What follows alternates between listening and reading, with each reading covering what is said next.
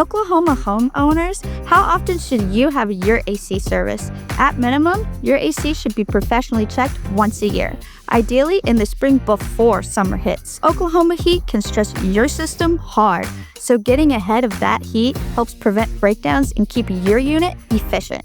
Some homes even benefit from 2 checkups a year, spring and fall. If you haven't scheduled yours yet, now's the time.